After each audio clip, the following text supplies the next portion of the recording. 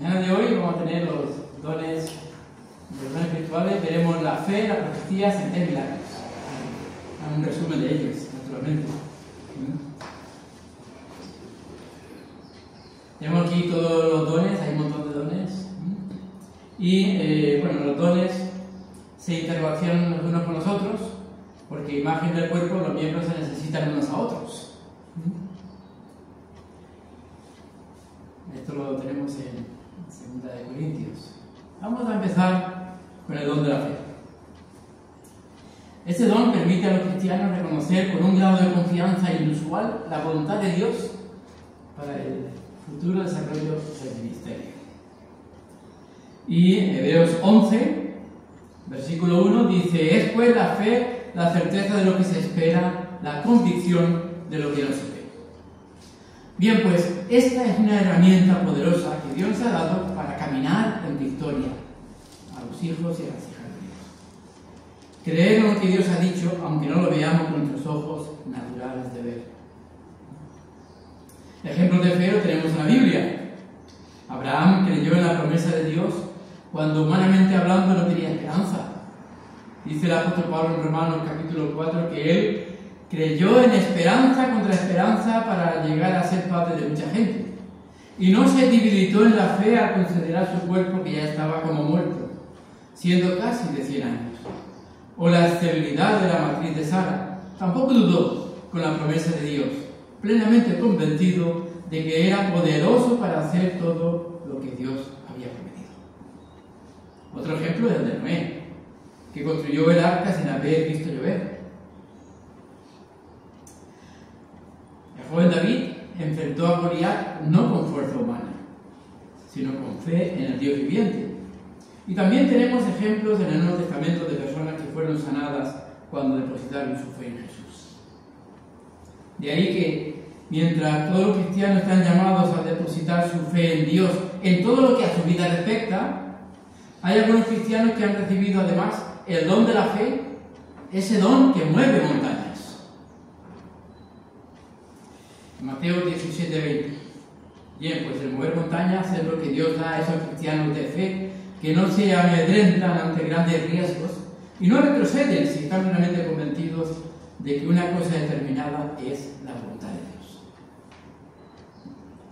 Las distintas versiones que tenemos en la Biblia nos dan una pequeña variedad de calificativos con respecto al don de la fe, ese don de fe que Pablo menciona en Corintios. Dice, la versión del 60 dice que nos da el don de la fe por un mismo espíritu. La BDB dice, o Biblia el lenguaje básico, dice que a otros les da una gran confianza. La NTV, Nueva Traducción Viviente, dice, el espíritu les da gran fe. Y la NBV, la nueva versión Biblia Viva, dice que el espíritu le da una fe extraordinaria. Bien, pues este don es una capacidad especial de confiar totalmente en Dios en situaciones difíciles y prácticamente imposibles humanamente hablando. Los creyentes con el don de la fe son a menudo visionarios que abren nuevos caminos para la Iglesia. Este don de la fe no es para salvación. Tener eso en cuenta. Es cierto que para creer en Cristo y ser salvo hay que tener fe en Cristo que te puede salvar, eso sí. Efesios 2, 8 y 9 dice: por gracia sois salvos por medio de la fe, y esto no de vosotros, pues es don de Dios, no por obras, para que nadie se gloríe. Las características de este don se manifiestan en esa confianza sobrenatural en que Dios va a intervenir en ese asunto que humanamente hablando, pues no podemos resolver. Este don no depende de las emociones, sino de la certeza interior dada por el Espíritu Santo. ¿Por qué? Porque las emociones son reacciones psicofisiológicas, intensas y pasajeras, ante estímulos internos o externos, que preparan el organismo para una acción concreta. Las emociones nos ayudan a adaptarnos, a interactuar socialmente. Por ejemplo, la capacidad de huir ante un peligro. José en Egipto huyó ante un peligro. Su sentido de la honestidad con respecto a su jefe y de la moral le hizo no querer pecar contra Dios y reaccionó rápidamente. Salió corriendo. No porque era culpable. Esa acción o reacción no es fe. Porque las emociones son herramientas fundamentales para nuestra supervivencia, bienestar y relación con el mundo que nos rodea. Tampoco la fe son sentimientos. Porque si la emoción es algo automático y de corta duración, los sentimientos, pues de alguna manera, son la interpretación consciente y reflexiva de esa emoción. Los sentimientos son de más larga duración que las emociones, pero eso tampoco es fe. Algunos consejos para el que tiene el don de fe es que tenga por costumbre anotar todo aquello que el Señor ha hecho en su vida a través de ti, si tú tienes ese don. ¿Para qué? Para que eso te ayude a crecer cada vez más en la fe. También esfuérzate en encajar mejor las críticas, porque el que tiene ese don a veces piensa que todos los demás también deben tenerlo. Bueno, eso se llama proyección. Bien, pues esta máxima también vale para todos los dones. Bueno, pues yo tuve una experiencia en Guinea. Mi esposa y yo estábamos aquí y habíamos decidido que nuestro tiempo había terminado.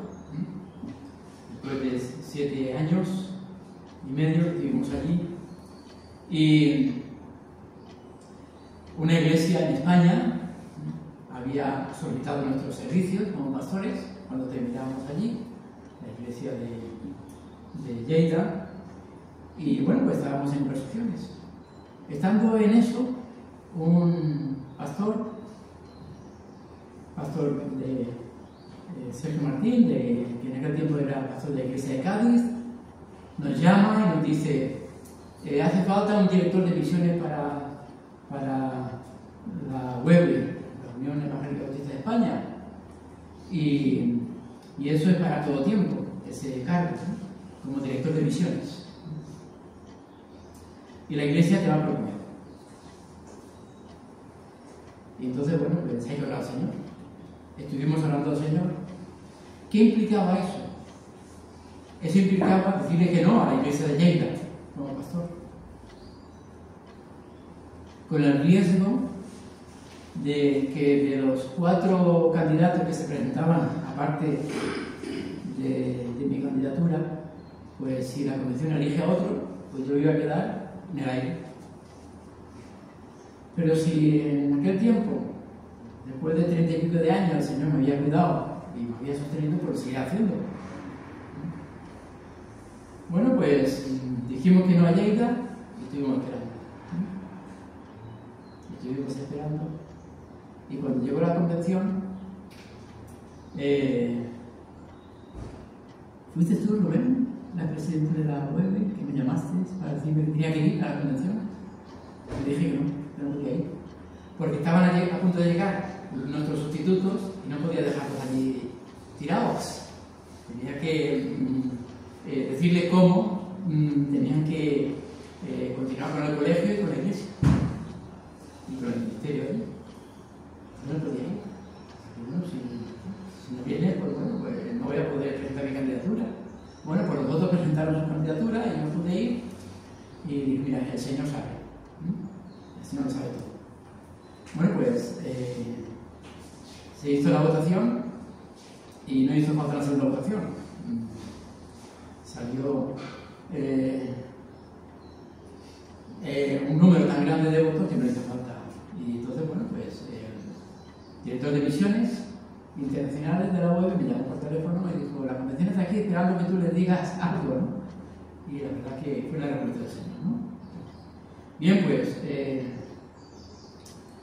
tuvimos fe en el Señor, porque fuimos capaces de esperar al Señor.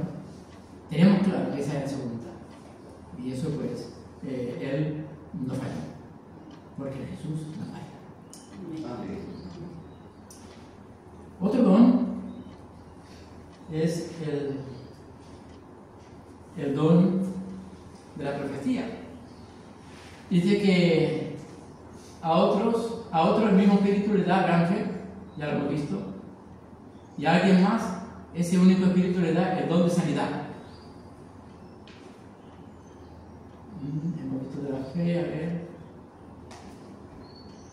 vamos a la profecía aquí, sí. A continuación, hay algunas de las partes que Dios ha designado para la iglesia. En primer lugar, los apóstoles. En segundo lugar, los profetas. En tercer lugar, los maestros. Luego, los que hacen milagros y los que tienen el don de sanidad. Bien, pues. Vamos a ver ahora a los profetas. El don de profecía. Este don permite a los cristianos recibir mediante el Espíritu Santo un mensaje de Dios y comunicarlo a los demás. Efesios 4:11. Tenemos ahí un pasaje del apóstol Pablo que habla. Cristo dio los siguientes dones a la iglesia: los apóstoles, los profetas, los evangelistas, pastores y maestros. Efesios 4:11. El don de la profecía es uno de los dones mencionados en la Biblia que tiene un papel muy importante en la edificación de la iglesia, porque tiene la misión de transmitir un mensaje de Dios para una situación dada, ya sea del pasado, del presente o del futuro. Contrariamente a la opinión popular, la profecía no tiene que ver en primer lugar con predecir el futuro. El profeta es esencialmente un portavoz de Dios. Y la profecía es el don de comprender y expresar la voluntad de Dios en una situación determinada, motivando a los creyentes a ponerse en marcha. Gracias a este don, la Iglesia se mantiene al día, capaz tanto de comprender como de vivir en un mundo cambiante como el que vivimos hoy. Para Pablo, la profecía es el don por excelencia al que debe aspirar la Iglesia. Dice 1 Corintios 14, versículo 1, seguid el amor y procurad los dones espirituales, pero sobre todo que profeticéis. El propósito esencial de la profecía es edificar, exhortar y consolar. También convencer al que no cree. En las iglesias del primer siglo los profetas eran muy numerosos. Lo encontramos en el libro de los Hechos de los Apóstoles sobre todo. Pero con respecto a la predicación, con respecto al mensaje, al sermón, la predicación debe ser entendida como categoría profética, dado que ella sirve a la triple finalidad que es propio a la profecía. Dice 1 Corintios 14:3, pero el que profetiza habla a los hombres para edificación, exhortación y consolación. Cuando un pastor o un predicador asiduo se entera de que por medio de su ministerio hay personas que han sido consoladas, animadas y fortalecidas espiritualmente, pues realmente Dios lo está usando. A este respecto dice un famoso teólogo: actualmente, la verdadera función de la profecía consiste en la mediación y la interpretación de la palabra de Dios, de manera que se fomente en los creyentes el crecimiento espiritual, la disciplina espiritual y la consolación espiritual. Y esto es exactamente lo que hacían en sus profecías los apóstoles y los demás siervos de Dios. Tomaban citas del Antiguo Testamento y las comentaban. Los primeros cristianos, los profetas del primer siglo. Explicaban y aplicaban al momento presente, a la vista de sus oyentes. La profecía puede ser perfectamente una meditación y una exposición de un texto de la palabra de Dios, aplicándolo a la situación actual. Ahora, la profecía no se limita solo a la predicación.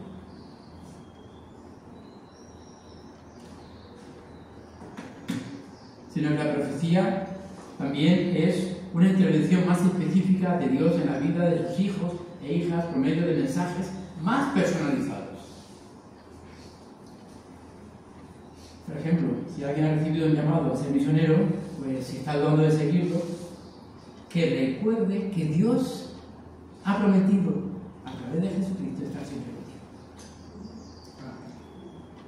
Cuando Pablo dice que la iglesia está edificada sobre el fundamento de los apóstoles y profetas en Efesios 2:20, está apuntando a este aspecto de la profecía limitado a los primeros pasos de la iglesia, es decir, a la transmisión de las revelaciones que constituyen, como dice Judas, versículo 3, a la fe transmitida a los santos una vez y para siempre.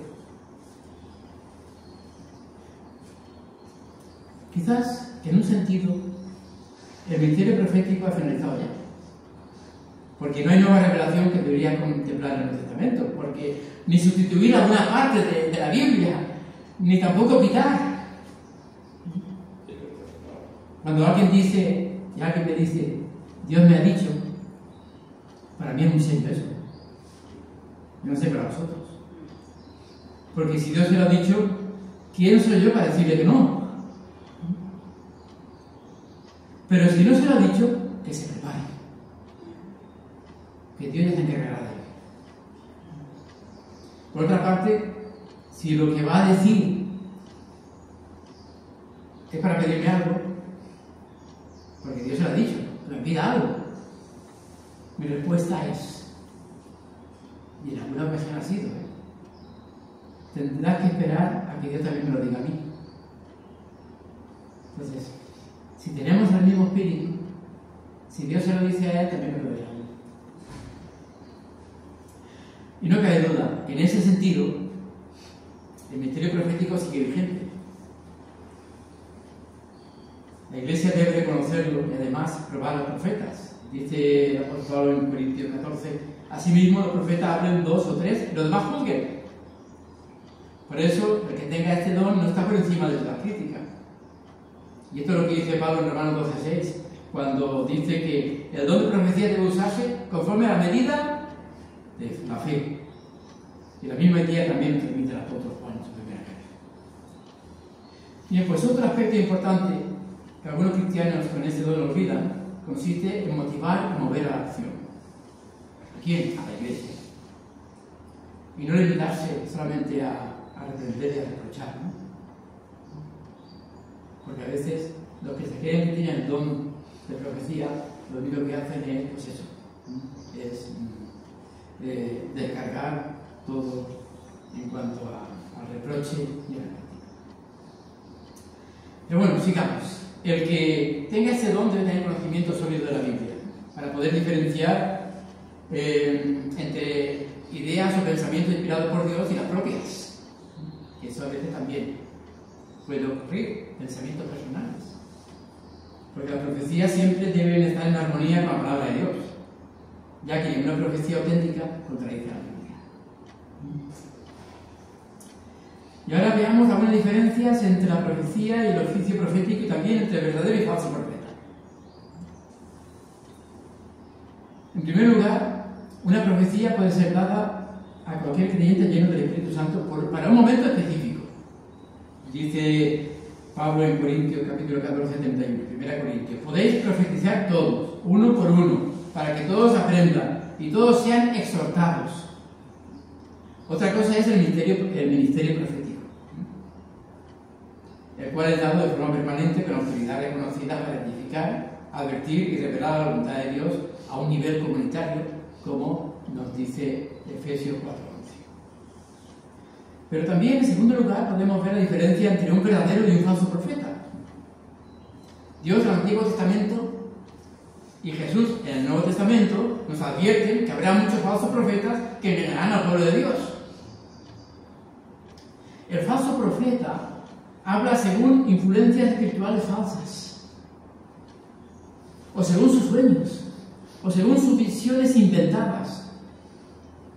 Jeremías 23:16 dice, hablan visión de su propio corazón, no de la boca de Dios. Porque todo lo que dice el verdadero profeta concuerda con la palabra de Dios. El falso profeta puede decir cosas que suenan espirituales, pero contradicen la doctrina bíblica. Lo que dice el verdadero profeta se cumple exactamente como lo ha dicho. ¿Por qué? Porque proviene de Dios. Sin embargo, si lo que dice el profeta no se cumple, es un falso profeta, porque Dios no se lo ha dicho. En el Antiguo Testamento, el falso profeta siempre estaba en la corte del rey y no se juntaba con el pueblo. Profetizaba lo que sabía que le gustaba oír a los reyes. Profetizaba para sus intereses personales y su comunión con Dios era prácticamente nula. Todo lo contrario del verdadero profeta. Y así es como podemos diferenciar del verdadero al falso profeta.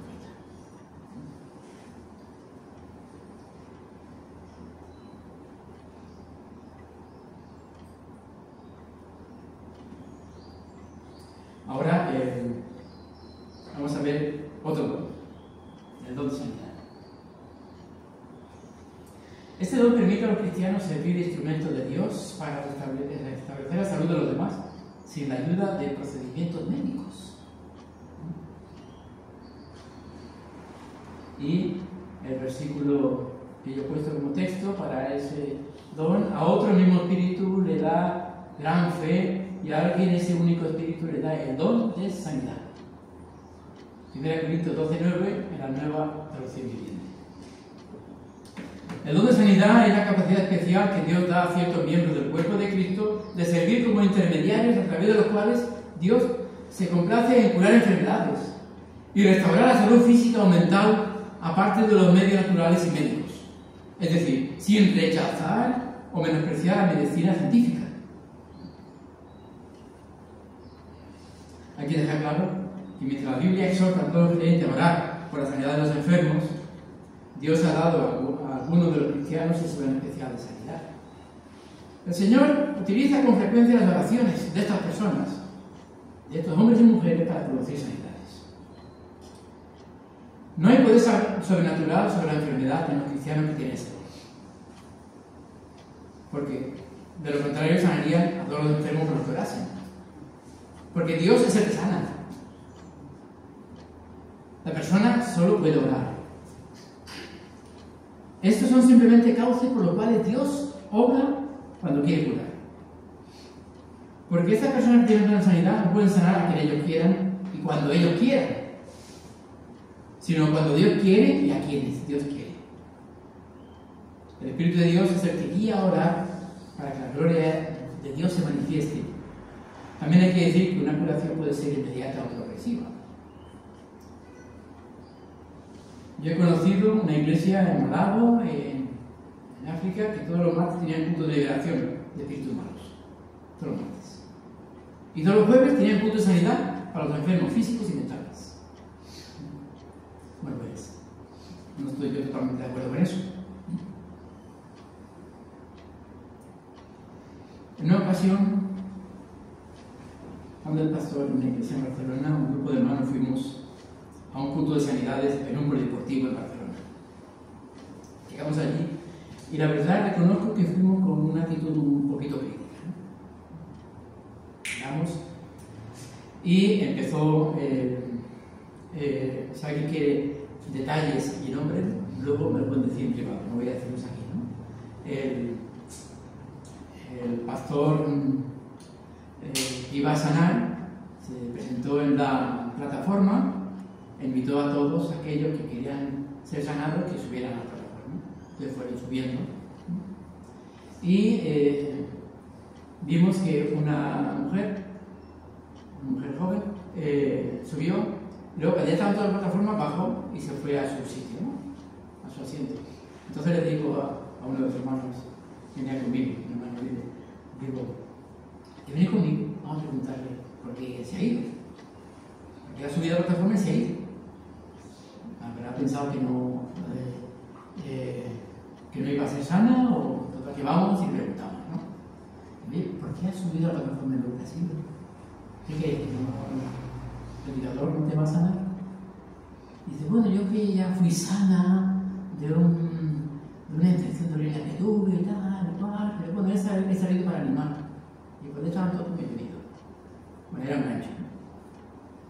Bien, pues nos fuimos a nuestro asiento, este hermano y yo, con el grupo de hermanos de la iglesia. Estaba mi esposa también. Y entonces vimos que había un joven con una silla de ruedas debajo de la plataforma. Estaba llorando, ¿no? Vamos a preguntarle por qué llora. Entonces vamos a preguntarle, ¿por qué lloras? Le dice, es que el predicador me ha dicho que no me puede sanar porque no tengo fe. Me dolió el perdón. Bueno, nos subimos a la plataforma. Entiendo de manera categórica que es un error pensar que cuando un enfermo no ha sido sanado es por falta de fe. Esa idea no es bíblica y puede causar mucho daño. Por eso es, hermanos y hermanas que me oís, es también un error pensar que todos los enfermos deben sanar, Hay enfermedades que glorifican a Dios y que son de gran bendición para los que sufren. Mira, el apóstol Pablo, en 2 Corintios capítulo 12, y para que la grandeza de las revelaciones de Dios no me exaltasen desmedidamente, me fue dado un aguijón en mi carne, un mensajero de Satanás que me abofeté, y respecto a lo cual 3 veces he rogado al Señor que lo quite de mí, y me ha dicho, bástate mi gracia, porque mi poder se perfecciona en la debilidad. Por tanto, de buena gana me gloriaré más bien en mis debilidades, para que se repose sobre mí el poder de Cristo. Qué gran mensaje de Pablo con respecto a eso, a la enfermedad y a la sanidad. Pablo, que sanó a enfermo, resucitó a un muerto, y a él Dios no lo sanó. Pero aún así se gozaba en el Señor. Qué gran ejemplo. Bien, vamos siguiendo, y voy a ir rápido. Vamos a ver dónde milagros. Este don permite a los cristianos servir de instrumentos a través de los cuales Dios lleva a cabo actos que sobrepasan las leyes de la naturaleza. 1 Corintios 12:10 dice: el Espíritu a uno le da el poder para hacer milagros y a otro la capacidad de profetizar. Poder de hacer milagros. Hay similitudes entre el don de sanidad y el don de milagros, pero naturalmente no son lo mismo, aunque estén relacionados. El don de hacer milagros es la capacidad sobrenatural para realizar actos que van más allá de las leyes de la naturaleza, mostrando el poder de Dios de una manera extraordinaria. Veamos la diferencia. Jesús sanó a un ciego de nacimiento. El apóstol Pedro sanó a un paralítico. Eso es sanidad. Podemos decir que cuando una enfermedad es incurable, se está realizando un milagro, o señales, como dice el Evangelio de Juan. Cuando Jesús calmó la tempestad en el mar, Lucas capítulo 8, leemos: mientras navegaban por el mar, Jesús se durmió. Se levantó una tempestad que peligraba. Le despertaron diciendo: Maestro, que perecemos. Los discípulos muertos de miedo. Entonces él reprendió al viento y a las olas, y cesaron y se hizo bonanza. ¿Quién es este que aún los vientos lo obedecen? Con este milagro estaba mostrando la autoridad de Dios sobre toda la creación y a la vez confirmando el mensaje del Evangelio. Aunque en realidad Dios no hace milagros, porque Dios es omnipotente. El milagro es de la perspectiva limitada del ser humano. Dios ha hecho un milagro. Para Dios hacer milagros es algo normal para Él. Si recordáis, el primer milagro de Jesús fue convertir el agua en vino. Porque el don de milagros abarca cualquier intervención divina que supere las leyes de la naturaleza en este mundo en el que vivimos. El apóstol Pablo sobrevivió a la mordedura de una víbora, cuyo veneno le hubiera causado la muerte un par de horas. Y todos estaban pendientes de que cayera muerto. Pero no fue así, porque el milagro se produjo en Pablo. Y bueno, para ir terminando este don, los milagros no se hacen para exaltar a hombre, sino para dar testimonio de la verdad del mensaje, fortalecer la fe y la confianza en Jesús, mostrar el poder y la soberanía de Dios, y también para que sean muchos los que crean en Él. Y para mí, ¿sabéis cuál es el mayor milagro que Dios está realizando constantemente hoy en día? Es que una persona sea transformada cuando cree en Jesús como su Señor Salvador. Ese es el mayor milagro.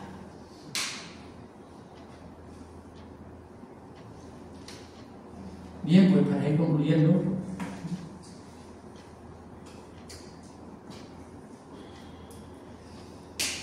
ninguno de los dones que hemos visto hoy depende de la voluntad humana, sino de Dios que obra a través de los creyentes.